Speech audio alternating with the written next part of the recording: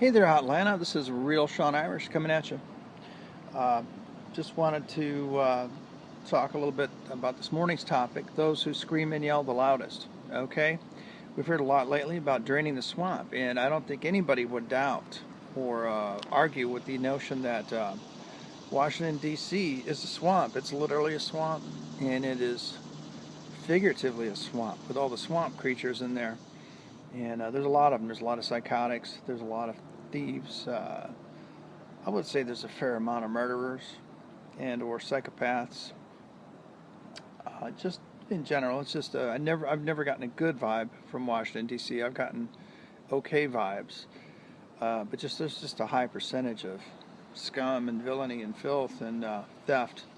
And every time I go there, I see, this is our money. This is all our money. We built this place. What the hell do these people do? They don't do anything. That's just the impression I get from our federal government. So anyway,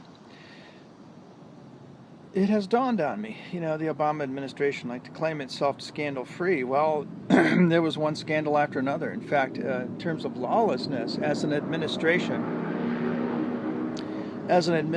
in terms of lawlessness, I would venture to say that the Obama administration was perhaps second only to the Reagan administration in terms of wanton lawlessness and maybe people who should be felons running around in their halls. That's for a moment discounting the Clintons, because the Clintons at the top of that organization, I believe, were the most lawless of all. And so their administration, if they stepped out of line, they ended up on, on the body pile, like Vince Foster and people like that. So you just didn't really argue much with the Clintons, but arguably the Obamas and I would say the Reagan administration, not necessarily Reagan himself, but the Reagan administration, and he's at the top, so he should have answered for it. They were incredibly lawless. Let's look it over real quick. You have Eric, never met a Mexican cartel I didn't like. Holder, selling guns across the border. U.S. border agent gets murdered with one of those same guns. They got the serial number and goes right back to Holder. That makes him an accessory. What happened? Nothing. There's no statute of limitations on murder, Eric Holder. Okay, so there's Eric Holder. There's, I don't know, John Brennan, who's been screaming and yelling and abusing his security clearance and leaking information and sharing confidential information. Could be John Brennan, who's got a big mouth. Definitely John Brennan. Guy should be lined up against a wall and shot for treason. That John Brennan. Let's see, who else? Obama himself. Then there's Hillary Clinton, criminal in chief at the State Department. We won't even go into all her various crimes. And the list goes on and on. Yeah, the Obama administration was completely lawless. And what they did in the Ukraine, that was the Obama administration. What they did in the Ukraine through the State Department and in third-party actors like Soros, what they did in Libya, what they continued in Iraq and Afghanistan, and then spread to other countries throughout the Middle East. Now Yemen, that's Obama spreading into Yemen through Saudi Arabia.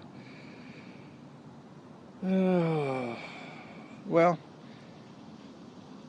so the people who protest the loudest about cleaning up and draining the swamp: Hillary Clinton, John Brennan, Comey, Mr. CIA or / FBI. Can we really tell if there's a CIA or an FBI anymore? Yeah, Comey, and then there's this guy Strzok, who appears to be CIA as well. I'm not saying anything that people aren't thinking. So if I've accidentally outed a CIA officer, oops, I don't have any information on him. I'm just saying he sure looks like a CIA officer to me, deep cover, buried in the FBI, sheep-dipped is what they call it. So I guess if you think I've got more information than that, Peter Strzok, come and get me. Meanwhile, I've never seen anything quite as lawless as what the Obama administration was trying to set up. And if you think that wouldn't have been an absolute, complete, total disaster for the United States under Hillary Clinton, guess again. Because why else would Obama and Clinton together, Clinton the assumed next president of the United States, why would they have been beating the war drums? Why wouldn't they have been beating the war drums during 2016, during the run-up in the Democratic campaign, as they both were? And they weren't just beating the war drums with one country, they were beating them with two. They wanted to keep their options open. They were beating war drums with China and Russia, and they're still beating war drums with Russia as we speak. So keep that in mind when you're watching the news.